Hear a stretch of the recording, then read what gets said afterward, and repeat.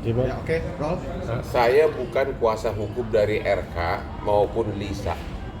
Saya suka kasih komentar karena termasuk salah satu pengacara senior. Ya, karena pengacara senior dan ini merupakan kasus seperti ini kasus langka. Kasus langka terutama terkait dengan tes DNA. Itu kasus langka. Boleh dikatakan hampir tidak ada di gugatan perdata, hampir tidak ada. Ya. Jadi ini makanya saya kasih hanya secara normatif hukumnya dan prakteknya. Oke. Hanya secara normatif hukum dan prakteknya, oke? Bang. Pertanyaannya begini, secara teori hukum dulu ya. Secara teori hukum dulu. Ini kan diduga Bisa. hubungan mau sama mau. Berarti tidak ada aspek penipuan. Berarti tidak ada aspek pidana. Oke? Kalau tidak ada aspek pidana, berarti polisi tidak bisa terlibat dalam tes DNA. Oke? Karena tidak ada aspek pidananya. Oke? Nah, kalau ada aspek pidananya, memang lebih menguntungkan cewek karena polisi punya kekuatan power untuk mengharuskan tes DNA secara pidana, ya. Jadi, tapi karena ini hubungan mau sama mau, ya udah nggak bisa polisi dilibatkan untuk tes DNA. Sekarang secara normatif ya. Secara normatif kedua, secara perdata, okay. Ada dua jenis gugatan perdata yang bisa dilakukan oleh Lisa. Satu, gugatan perdata untuk meminta pengadilan menyatakan itu adalah anak sah dari si laki. Satu lagi, gugatan tentang akan dilakukan tes DNA.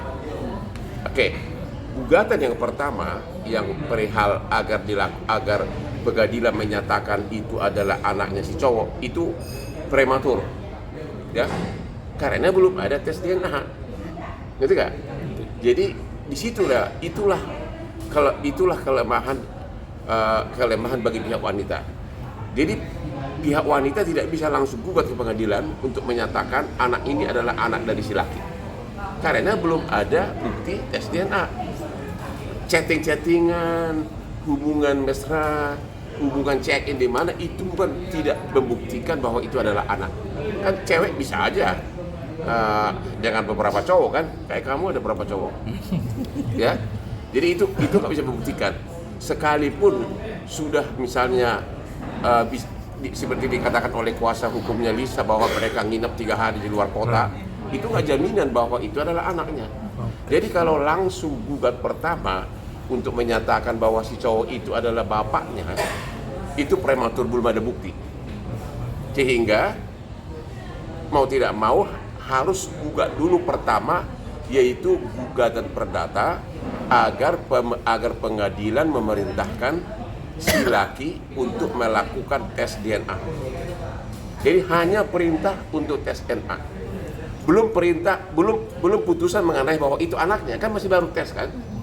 Cuma tes DNA, perintah pengadilan tentang tes DNA, kalau tidak ada sanksinya itu sia-sia, karena di Indonesia ini tidak dikenal contempt of court. Artinya gini, orang yang tidak mematuhi hukuman putusan perdata tidak ada sanksinya.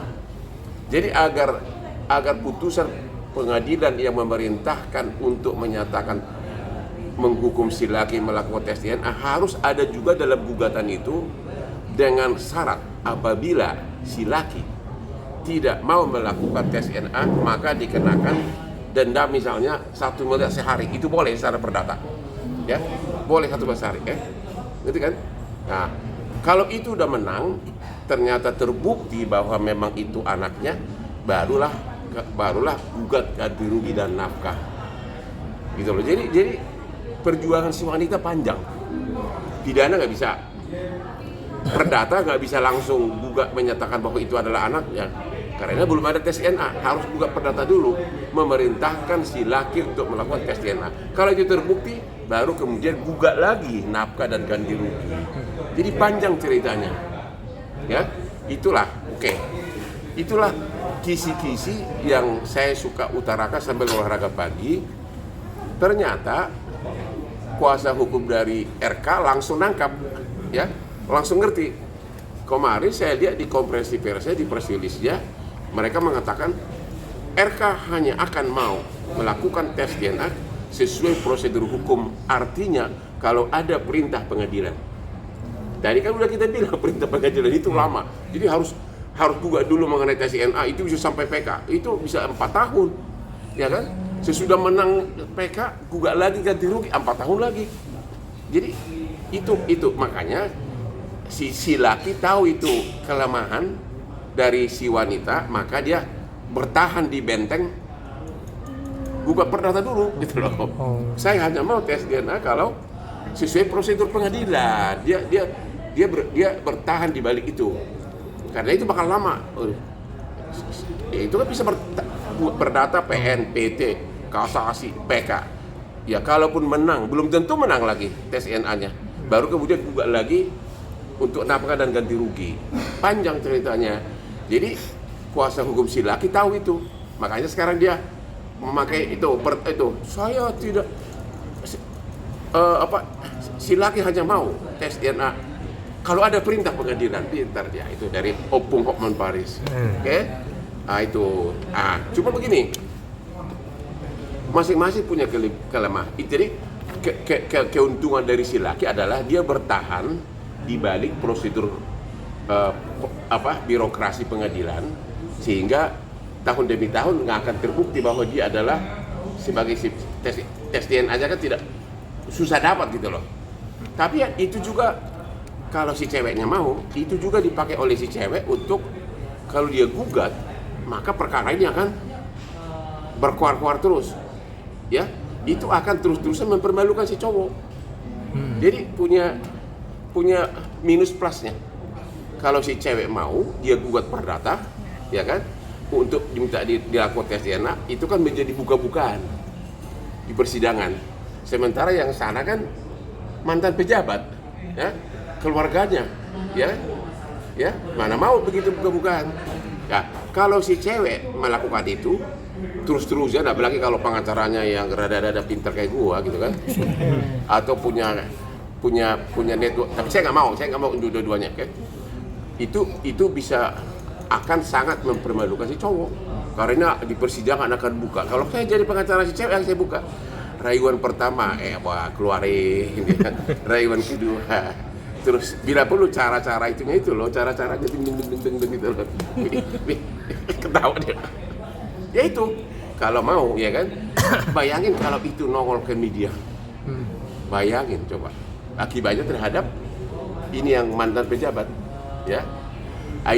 Jadi kalau si cewek melakukan itu, ada kemungkinan di tengah persidangan akhirnya si cowok nyerah. Ya udah damai aja deh, second. How much gitu loh. Itu dia. Jadi punya nilai minus plus dua-duanya. Kalau si cowok bertahan, dia tidak peduli lagi apapun mengenai publisitas, menguntungkan si cowok, ya kan? Karena dia nobody, tidak ada yang bisa perintah dia untuk tes DNA. Kalaupun digugat, ya berapa tahun baru, kan nggak bisa langsung, tidak bisa langsung gugat. Ini anakmu, nggak bisa. Itu belum ada bukti, itu loh. Itu dia, ya. Bang, soal RK kan ya, katanya ini normatif dulu ya. Iya. Oke. Yang kedua, apa ruginya kalau sampai tes DNA terbukti? Kita dulu, ini penting ini. Kalau sampai tes terbukti, sangat merugikan si cowok. Karena berakibat bukan hanya tanggung jawab sebagai bapak, sebagai ganti rugi, warisan. Hati-hati loh. Karena menurut putusan Mahkamah Konstitusi, anak di luar hubungan nikah, kalau bisa dibuktikan DNA-nya sama, haknya warisannya penuh sama dengan anak sah. Ya, walaupun itu kasus Murdiono sama Mucisa Muhtar, kan itu di MK kan, ya kan. Jadi si anak itu berhak warisan. Apa mau Nyonya RK sama anak-anaknya apa mau? Jadi memang ini tergantung siapa adu kuat nih. Saya melihat apakah si ceweknya adu kuat atau tidak, itu loh kira-kira intinya, ya. Itu sekali lagi saya hanya membahas secara normatif sebagai pengacara senior, bukan memihak kepada siapapun, bukan kuasa hukum siapapun. Saya hanya melihat nilai positif negatif bagi kedua belah pihak. Apa pertanyaan? Kan RK akhirnya kan menafkahi katanya Bang, tapi 8 bulan terakhir ini dia udah agak menafkahi, gimana tuh Bang dari statement pihak dari Lisa sendiri? Itu loh, itu belum bisa membuktikan bahwa dia adalah anak bapak biologisnya. Aku sering nafkahin cewek, apa anaknya anak buah? Ngerti gak? Nggak jaminan. Kita sering nafkahin cewek hanya gara-gara dia cantik, ya. Pada bersama dia hamil, emang gua bapaknya enggak kan? Karena masih enak, nggak apa-apa deh gitu. Soal Abang menyarankan Bu Atalia untuk melaporkan apa? Soal Abang untuk menyarankan Bu Atalia untuk melaporkan Lisa Mariana dan suaminya, itu gimana Bang? Apa dia? Soal Abang menyarankan untuk melaporkan Lisa. Oke. Nah, ini lagi. Jadi itu tadi kan normatif dari pihak si pacar. Cewek normatif dari pihak si laki. Nah, sekarang dari segi istri. Seorang istri ya secara normatif bisa melaporkan si pacar dan si suami perzinahan. Cuma si suami harus ikut kena. Nah, kalau si istrinya sama si suami pintar, bikin deal sambil ngobrol-ngobrol di kamar, yaudah deh, gua laporin lu deh. Tapi nanti tujuannya agar memaksa si cewek berdamai. Ya kan? Karena kalau udah tersangka kan, di BAP kan dia pusing kan. Nanti kalau sudah dia nyerah, kita cabut laporan. Bisa juga begitu. Nah, jadi ini semua permainan catur ini semua segi bisa. Termasuk, Ya? termasuk Untuk ada pasal dan juga ancamannya? Apa? Untuk pasal dan ancamannya? Ancamannya sih perzinahan nggak sampai di bawah 5 tahun, nggak bisa langsung ditahan. Tapi kan itu pidana, bisa jadi tersangka gitu loh. tapi ada kemungkinan juga pihak cowok juga melaporkan atas dugaan pencemaran nama baik nggak sih? Oke, itu pertanyaan berikutnya. Apakah si cowok bisa melaporkan pencemaran nama baik? Itu bahaya bagi si cowok. Karena dia hanya bisa mendalilkan bahwa namanya dicemarkan kalau dia bisa membuktikan bahwa dia bukan bapaknya. Berarti harus tes DNA. Harus ada bukti kuat. Polisi nanti bikin tes DNA. Mana merugikan si cowok? Jangan-jangan benaran. Lagi pula di Indonesia ini tes DNA nggak jaminan. Masih bisa diatur. Hati-hati. Ada pernah diatur isi hasilnya dia. Pernah kan ada artis cowok. Siapa itu cowok yang tiba-tiba saya nggak mau bilang nama deh. Tiba-tiba hasil DNA-nya katanya tidak identik, bukan anak bapaknya. Padahal cewek itu, saya kenal cewek itu, datang ke gua lagi waktu itu. Ya dia diskusi gimana ini, ya gimana udah keluar hasilnya mau apa lo? Itu bahaya loh. Ya, jadi hasil namanya di Indonesia ini kan hasil lab, apa sih yang nggak bisa diatur di Indonesia ini? Yang ada asal ada hepeng katanya. Bang, berarti saran buat ke RK sendiri apa? Diemin tapi makin menjadi, kalau ngelaporin juga jadi bos. Bagi RK, saya tidak mau kasih saran. Saya bukan pengacara dia. Saya sekali lagi, saya hanya kasih normatif. Tergantung. Kalau dia tetap bertahan, jalanin aja di media terus, ya udah. Posisi sekarang buntu bagi dia. Biar aja gua digugat, ya kan? Ya kan? Nah, ya kan? Bagi dia. Kalau dia mau kasus ini terus-menerusan di media, ya udah, do nothing. Ya kan? Biar si ceweknya yang gugat. Ceweknya lagi-lagi tidak bisa langsung gugat bahwa itu adalah anaknya, harus gugat dulu tentang agar pengadilan memerintahkan tes DNA. Nah, itu bisa 3 tambah 3 bisa 6 tahun. Belum tentu menang lagi si ceweknya. Ya, jadi tergantung. Ini kan menyangkut reputasi. Kalau si cowoknya biarkan aja udah tanggung, ya udah. Si cewek gigi jari. Ya, cewek gigi jari. Kan bisa apa-apa. Gugat perdata sanggup bayar pengacara. Dan itu harus pengacara yang pintar lagi. Dialah yang ngerti. Ini masalahnya banyak masalah praktek ini. Itu loh. Ya. Abang nggak ada niatan mau ngebantu pihak cewek? Iya gitu Bang, saya- ditunjuk Bang. Saya- Kalau ditunjuk salah satu gitu Bang. Saya udah. Salah satu Saya anggota itu bukan kelasnya kayak perkara Fadel yang pengacaranya itu loh. Mungkin udah ada permohonan dari Udahlah, saya udah nggak usah saya ngomong lah. Oh. Saya nggak lebar. Saya udah perkara-perkara besar lah, ya. Bang, tadi perkara Tapi ini kan bagus, saya kasih analisa hukum bagus kan, agar pengacara muda itu pengacaranya si RK langsung nangkep loh. Begitu saya ngomong itu, 2 hari lagi mereka di persilisnya, kami akan bertahan kepada prosedur hukum pengadilan. Kalau ada perintah pengadilan baru kami mau tes DNA. Nah itu sesuai dengan kisi-kisi yang gue berikan. Ya, udah ngomong, ada kan ada itu di video pengacaranya udah ngomong. Ini bang, kalaupun tes DNA tapi sama-sama saling mau, artinya RK boleh kesepakatan bersama. kesepakatan bersama. Oh yang apa sih yang tidak boleh? Itu bisa menguntungkan siapa bang kalau menurut abang? Tergantung. Kesepakatan bersama ya. Ya, kalau si cowok rada-rada ragu, mendingan jangan. Termirip. Ya. Kesepakatan bersama, kalau memang lu yakin, ya. Kalau memang lu yakin, tapi kalau enggak ya malah itu namanya gali lubang sendiri gitu loh. Lisa kan pede bang, Hah? terus ingin ingin tes DNA terus bang. Apa? Lisa pede gitu bang, pengen tes DNA terus gitu bang. Ya berarti dia yakin. Iya, berarti dia yakin. Masalahnya, walaupun yakin sudah, misalnya pun benar sudah hubungan berapa tahun, tapi itu kan tidak membuktikan bahwa dia ayahnya. Ya, bahwa ada hubungan bisa dibuktikan pengadilan nggak bisa. Karena cewek, aku ini bisa punya pacar lebih dari satu, cewek juga begitu gitu loh. Ya. Bang, mungkin kasusnya gini bang, misalnya DNA dilakukan dan itu bukan anaknya Pak RK, kemudian Pak RK melakukan laporan pencemaran nama baik itu akhirnya Harus dibuktikan dulu, harus ada dulu tes DNA menyatakan bahwa dia bukan bapaknya. Berani dia tes DNA? Ya persoalannya itu, berani nggak? Lisa ngotot udah melakukan. Nggak bisa tes DNA kalau bapaknya nggak setuju, mana? Kan harus dicocok darahnya. Gimana sih? Kalau secara seseorang hanya bisa dipaksa tes DNA kalau itu perkara pidana.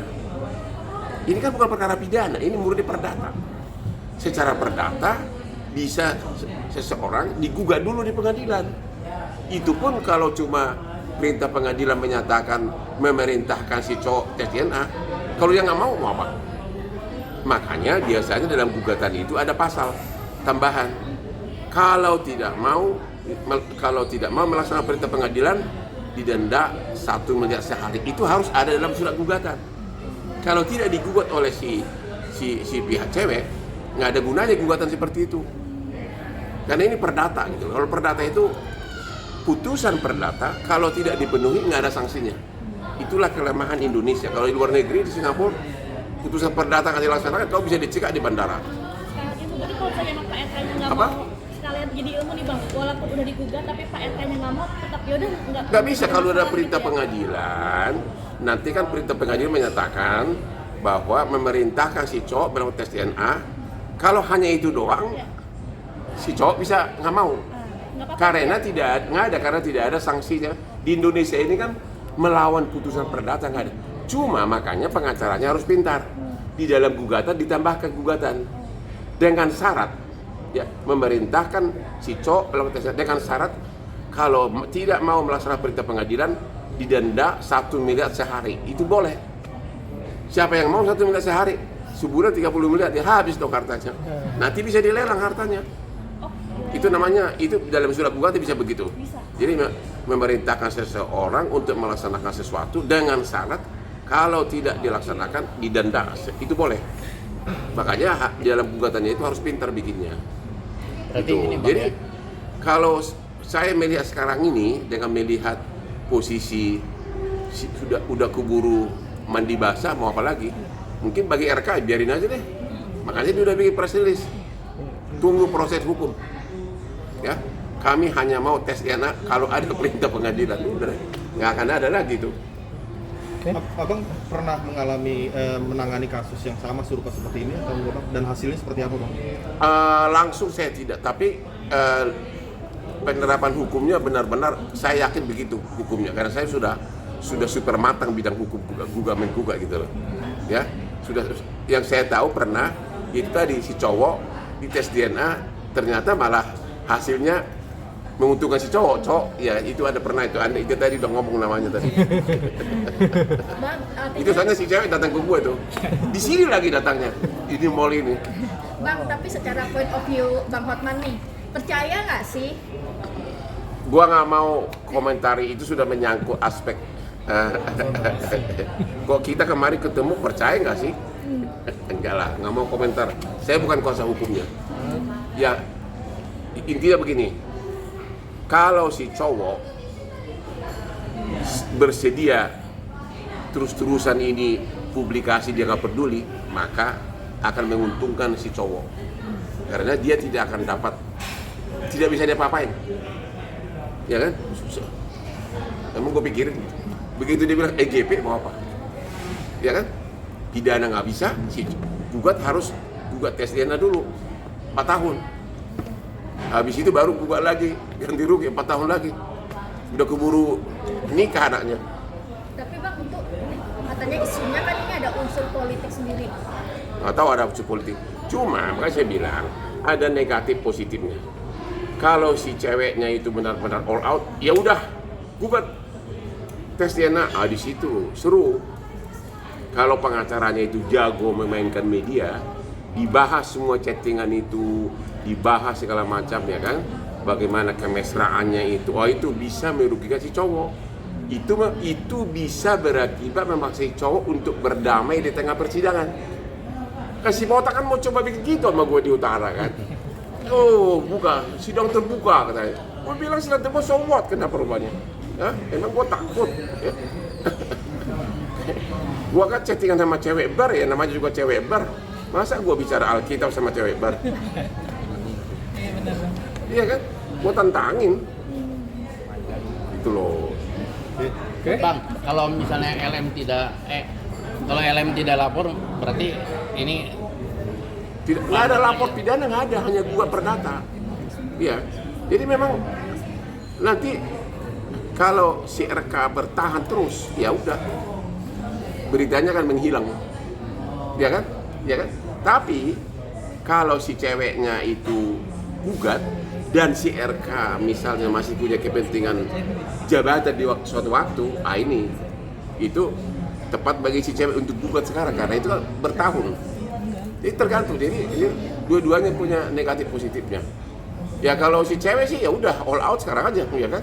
Nah itu tergantung. Kalau si RK masih mau menjabat politik di kemudian hari, ini merugikan kasus ini. Apalagi kalau digugat formal. Soalnya kalau digugat resmi, ya ini loh. Ini keuntungannya bagi si cewek. Kalau digugat resmi, fakta-fakta hubungan itu secara detail bisa dibuka. Pura-pura baca aja gugatannya di persidangan. agar para monyong-monyong media langsung muat. Dia caranya buka begini. Tapi kan tertutup Bang sidangnya nanti. Rayuan pertama begini. Tapi kan tertutup nanti walaupun sidang. Enggak, gua perdata enggak? Karena ini kan bukan tes DNA-nya. Gugatan perdata tesnya, karena itu kan hanya jawab menjawab. Itu tidak ada kaitannya ke masalah seksual. Iya kan? Dia hanya bisa buktikan bahwa hakim akan melihat, setelah melihat misalnya fakta-fakta, ada check-in, ada ini, ya pantas untuk dikabulkan untuk dites DNA. Gitu loh. Jadi itu bukan ada kaitannya dengan asusila. Kan semuanya indah. Indah saat itu. Indah saat itu. Hah? Apalagi? Bang, kesehatan Bang. Kesehatan dong bang. Hah? Kesehatan